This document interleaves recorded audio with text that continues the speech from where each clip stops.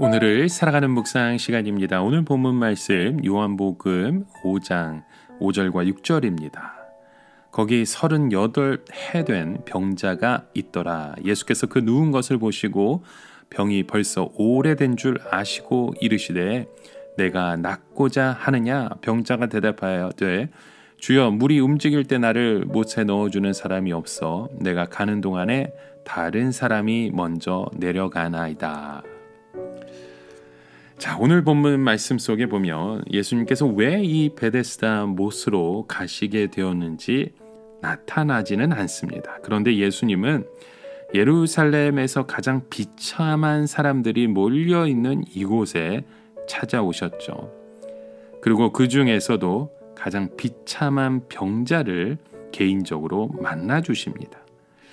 그 사람은 오늘 본문에 의하면 38년 동안 병에 걸려서 그 자리에 누워있는 사람이었죠.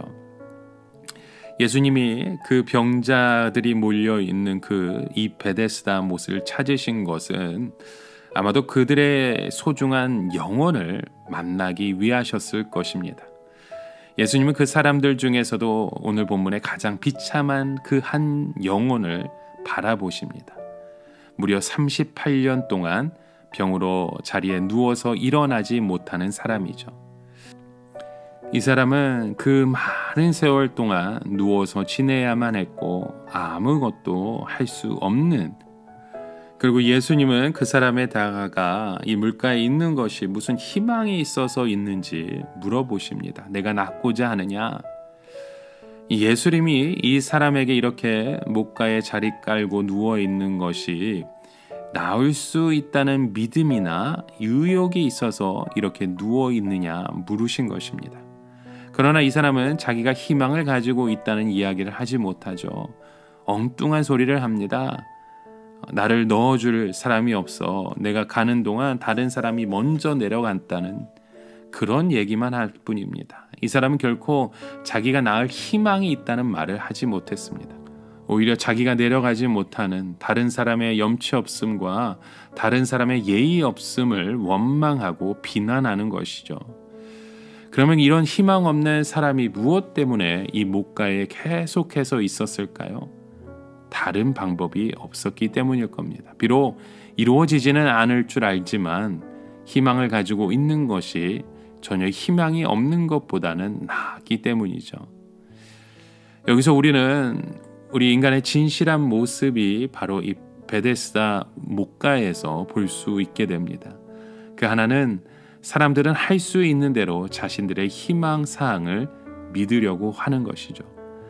사람들이 자신들의 희망사항을 믿을 수 있다는 것이 얼마나 행복한 일입니까? 돈도 많이 벌고 싶고 큰 집에서 살고 싶고 세상에서 유명한 사람이 되고 싶은 것이 다 우리의 희망사항입니다.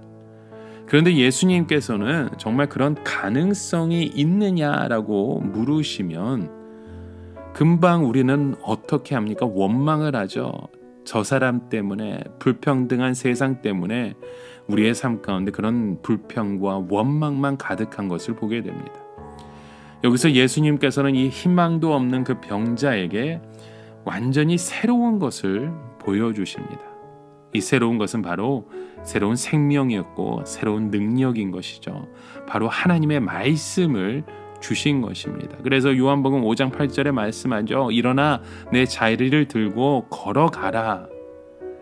이 사람은 예수님을 알지도 못했고 말씀에 대해 전혀 기대도 하지 않았습니다.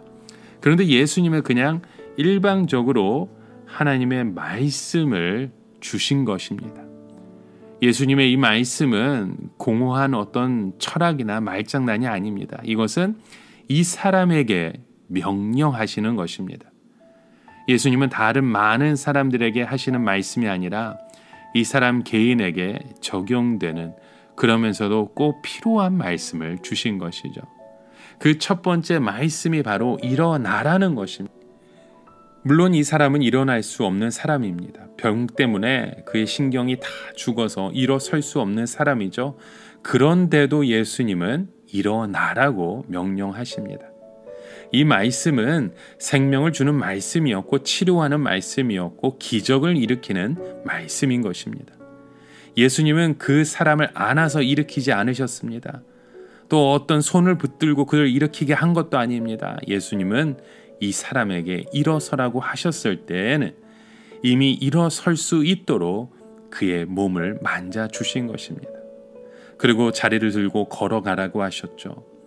예수님은 또 언젠가 그 자리가 필요했을지 모르니까 잘 보관해 두라 말씀하지 않았습니다. 그 자리를 치워버리라고 하신 겁니다. 이제 더 이상 너는 그 병으로 고생하지 않을 테니까 이제는 두려워하지 말고 믿음으로 살아가라는 것이죠. 여러분, 우리에게 하나님의 말씀이 없을 때에는 우리는 희망사항을 믿습니다. 그러나 희망사항은 모두 꿈과 같은 것이기 때문에 희미합니다. 그리고 그 희망상을 믿기 위해 또 많은 생각을 우리가 할 수밖에 없죠. 거기에 미신이 파고 들어올 때에는 더 생각이 복잡해지게 됩니다.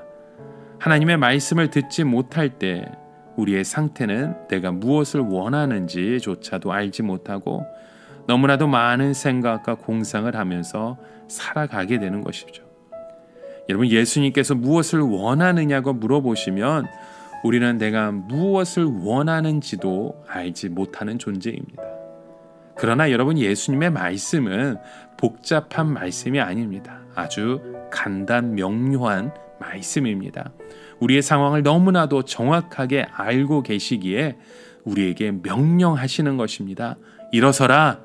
그리고 그 자리를 치워버려라.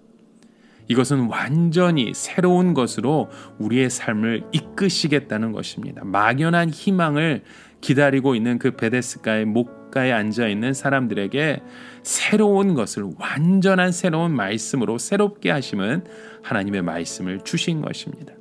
여러분, 이처럼 하나님의 말씀은 우리에게 능력이 되신 줄 믿습니다. 오늘도 하나님의 그 말씀 속에 일어서고 우리의 삶의 자리를 치워버려서 우리의 죄된 모습이 아니라 우리의 희망이 아니라 하나님의 말씀으로 우리의 삶이 새로워지게 되는 놀라운 은혜와 축복이 일어나길 주님의 이름으로 간절히 축원합니다. 함께 기도합니다. 하나님 아버지, 오늘 우리의 삶 가운데 일어서 하나님의 말씀대로 고백하는 주의 백성 되길 원합니다. 우리의 삶의 자리를 이제는 치워버리고 하나님 정결함을 가지고 하나님의 뜻 가운데 올바르게 서서 주님만을 소망하는 주의 백성들 되게 하여 주시옵소서. 예수님의 이름으로 기도드립니다. 아멘.